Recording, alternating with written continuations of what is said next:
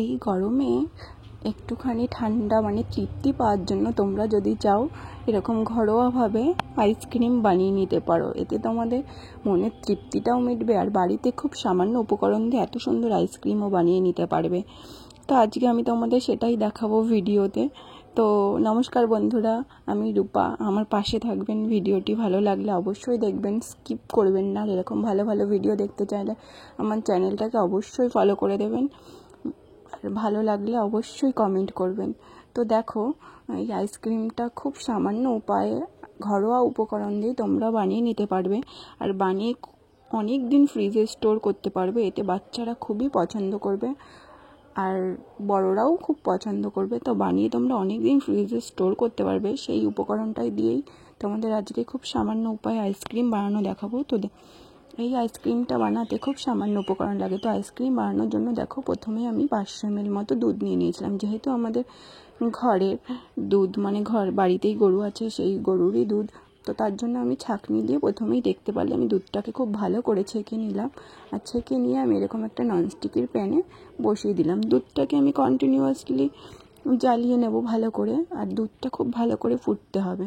আর দুধটা একটু সামান্য ফুটে আসলে আমি এর মধ্যে দিয়ে দিলাম এলাচ টুকরো। আমি 3 টুকরো মতন এলাচ দিয়ে দিয়েছিলাম। এতে আইসক্রিমটা খেতে খুব ভালো হবে আর গন্ধটাও খুব ভালো আসবে। আর এখানে মেন কাজ হচ্ছে দুধটাকে কন্টিনিউয়াসলি ভালো করে নাড়তে হবে। যেহেতু দুধটা নিচে থেকে না ধরে যায় তাহলে পোড়া গন্ধ বেরোবে, আইসক্রিমটা খেতে একটুও ভালো লাগবে না। আর দুধের যেন কোনো সর না পড়ে, তাই আমরা দুধটাকে খুব ভালো করে নাড়িয়ে নেব। তো দুধটা নাড়াতে নাড়াতে অনেকটাই ঘন হয়ে যাবে। এই পর্যায়ে ফুটে যখন অর্ধেক হয়ে আসবে, তোমরা তোমাদের পরিমাণ মতন চিনি দিয়ে দেবে। আমি এখানে যেহেতু 500 গ্রাম দুধ নিয়েছিলাম, আমি এখানে 200 গ্রাম মতো চিনি দিয়েছিলাম। তোমরা তোমাদের পরিমাণ মতো চিনি দিয়ে দিও। যেহেতু দুধের মধ্যে পরে আরও কিছু জিনিস অ্যাড করা হবে, আমি সেটা বললাম না, সেটা তোমরা ভিডিওটা দেখলেই বুঝতে পারবে। তো তার জন্য আমি চিনিটা একটু সামান্য কমই দিয়েছিলাম, কারণ পরে মিষ্টি হয়ে যাবে। তো দেখো, দুধটা নাড়তে নাড়তে প্রায় অর্ধেক হয়ে গেছে। আর এই সময় এলাচটা দিয়ে এত সুন্দর গন্ধ বেরোচ্ছিল। তো দেখো, আমি যখন দুধটা হচ্ছে গিয়ে মানে কড়াই ঢালছিলাম, তখন কিছুটা পরিমাণ দুধ আমি বাটিতে সাইড করে রেখেছিলাম। তোমরাও এরকম বাটিতে অল্প একটু দুধ রেখে দেবে, চাইলে তোমরা জল দিয়েও অ্যাড করতে পারো। তো আমি এখানে অ্যাড করলাম দুধের মধ্যে 1 চামচ ময়দা। তোমরা চাইলে কর্নফ্লাওয়ারও অ্যাড করতে পারো। আমি এখানে যেহেতু ঘরোয়াভাবে আইসক্রিম বানাচ্ছিলাম, তাই আমি আর কর্নফ্লাওয়ার অ্যাড করিনি। কর্নফ্লাওয়ারটা দিলে খুব তাড়াতাড়ি এটা ঘন হয়ে যাবে, আর ময়দাটা দিলেও সেই সেম একই কাজই করবে। তো আমি ঘরোয়া উপকরণ দিয়ে বানানোর জন্য ময়দাটা অ্যাড করলাম। তো আমি দুধের মধ্যে ময়দাটাকে খুব ভালোভাবে গুলে নিয়েছিলাম। আর গুলে নিয়ে এই পর্যায়ে যখন দুধটা অর্ধেক হয়ে আসবে, তখন তোমরা ওই ময়দা গোলা দুধটা দিয়ে দেবে, আর দিয়ে কন্টিনিউয়াসলি ভালো করে নাড়তে থাকবে। কারণ এই পর্যায়ে দুধটা আস্তে আস্তে খুব ঘন হয়ে যাবে। তোমরা কিছুক্ষণের মধ্যেই বুঝতে পারবে যে দুধটা কতটা নরম আর কতটা ঘন হয়ে আসছে আস্তে আস্তে। আর তোমরা হাত দিয়ে বুঝতেও পারবে। আমি তোমাদের বুঝিয়ে দেবো যে কোন পরিমাণে দুধটা নামিয়ে নিতে হবে আর দুধটা কতটা পরিমাণ জাল দিতে হবে। মানে তোমরা কখন বুঝতে পারবে যে দুধটা হয়ে গেছে। তো দেখো, দুধটা এবার আমি কন্টিনিউয়াসলি নাড়িয়ে নিচ্ছিলাম, আর খুব ভালোভাবে নাড়িয়ে নেবে যাতে না ধরে যায় দুধটা। তো দেখো, এবার দুধটা আস্তে আস্তে ঘন হয়ে গেছে। তো আমি এখানে বুঝছিলাম যে আর একটু লাগবে, তাই আমি এখানে আর বেশ খানিকক্ষণ জাল করে নিচ্ছিলাম দুধটা। আর তোমরা দেখতেই পাচ্ছ, আমি এখানে দেখিয়ে দিলাম যে কতটা দুধটা ঘন হয়েছে।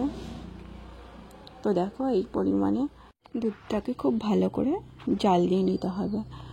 তো তোমরা নিজেরাই বুঝতে পারবে যে কতটা পরিমাণ ঘন করতে হবে আর কতটা পরিমাণ জাল নিয়ে নিতে হবে।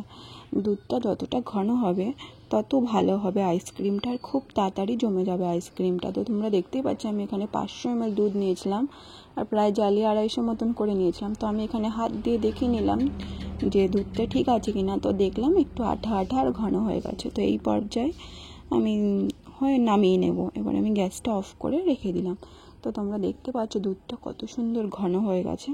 তো এখন আমি দুধটাকে খুব ভালো করে একটু ঠান্ডা করে নেব। তারপর আমি এখানে ধরো একটা এরকম বাটি নিয়েছি।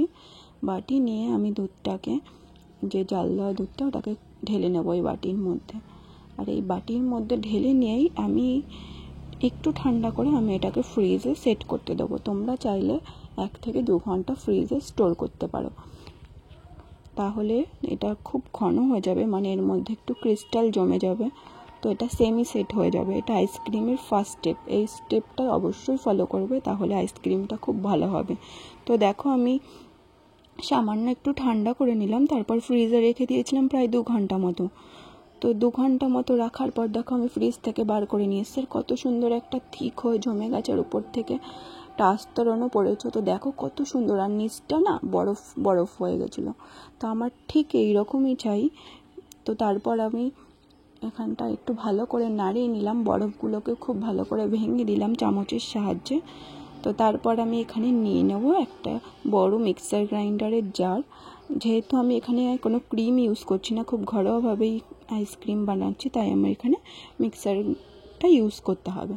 তো দেখো আমি দুধের মধ্যে যে এলাচ 3টে দিয়েছিলাম, সেই এলাচটাকে আমি এই পর্যায়ে তুলে নেব। যেহেতু আমি এটাকে মিক্সিতে ভালো করে ব্লেন্ড করতে হবে, এলাচটা ব্লেন্ড হয়ে গেলে এটা তিতো লাগতে পারে, তো তোমরা এই পর্যায়ে এলাচটাকে তুলে দেবে।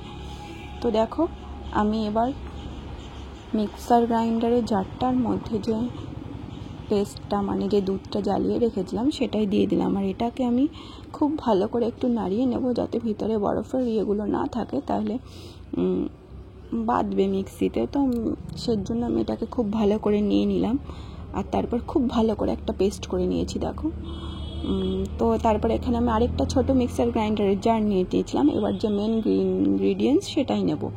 তো আমি এখানে নিয়েছিলাম, আমরা ঘরে যে মেরি বিস্কুট খাই, নর্মাল মেরি বিস্কুট, সেটা 6 পিস মতো নিয়ে নিয়েছিলাম। এই মেরি বিস্কুটের গুঁড়োটা লাগবে আইসক্রিম বানাতে, এটা দিলে আইসক্রিমটা খুবই টেস্টি হয়। তো দেখো আমি জারের মধ্যে এই 6টা বিস্কুটকে খুব সুন্দর করে ঠিক একটা পেস্ট, মানে ঠিক একটা গুঁড়ো করে নিয়েছিলাম। তো দেখতেই পাচ্ছ গুঁড়োটা আমার কত সুন্দর হয়েছে, ঠিক এইরকম একটা গুঁড়ো আমার লাগবে আইসক্রিমটা বানাতে। তো তারপর দেখো মিক্সার জারটা খুলে দেখেছো আমি এটা মিক্সিতে করেছিলাম বলে কত সুন্দর উপরে একটা ফোম, মানে ফেনা ফেনা মতন হয়ে গেছে। তো তারপর আমি এখানে একটা এরকম ছোটো বাটি নিয়ে নিয়েছি, টিফিন বাটি মতন। আর ঠিক পেস্টটা বানানোর পরে টিফিন বাটির মধ্যে ওই পেস্টটা ঢেলে দিয়ে তারপর উপর থেকে একটু বিস্কুটের গুঁড়ো অল্প করে ছড়িয়ে দিলাম। তোমরা চাইলে এইভাবেও করতে পারো, আর নয়তো তোমরা মিক্সার গ্রাইন্ডারে যখন আমি এই আইসক্রিমের সেমি সেটের পেস্টটা করবে, তার মধ্যেও তোমরা গুঁড়োটা মিলিয়ে নিতে পারো। আমি দুইভাবেই দেখালাম। এইভাবে করলে না খেতে একটু ভালো লাগে, কারণ মুখে একটু দানা দানা বাঁধে। তো তারপর দেখো আমি এটাকে একটু আলাদাভাবে করলাম, এর মধ্যে যে পেস্টটা আর একটু বাকি ছিল ওইটাই করব। তো এর মধ্যে লাস্টে যে মিক্সিতে বিস্কুটের গুঁড়োটা ছিল ওটা একসঙ্গে মিশিয়ে দিলাম, মিশিয়ে দিয়ে একটু হালকা করে নাড়িয়ে চাড়িয়ে নিয়ে এবার আমি পেস্টটা করে নেব। তো দেখতেই পাচ্ছ আমার পেস্ট এখানে করা হয়ে গেছে, আর পেস্টটা কত সুন্দর ফেনা ফেনা আর কত সুন্দর ঘন একটা পেস্ট হয়েছে। তো এটা করে নেওয়ার পর আমি উপর থেকে একটু কিশমিশ আর অল্প একটু কাজু ছড়িয়ে দিচ্ছিলাম, আমি ওই বাটিটাতেও দিয়েছিলাম, তো ওটা দেখানো হয়নি।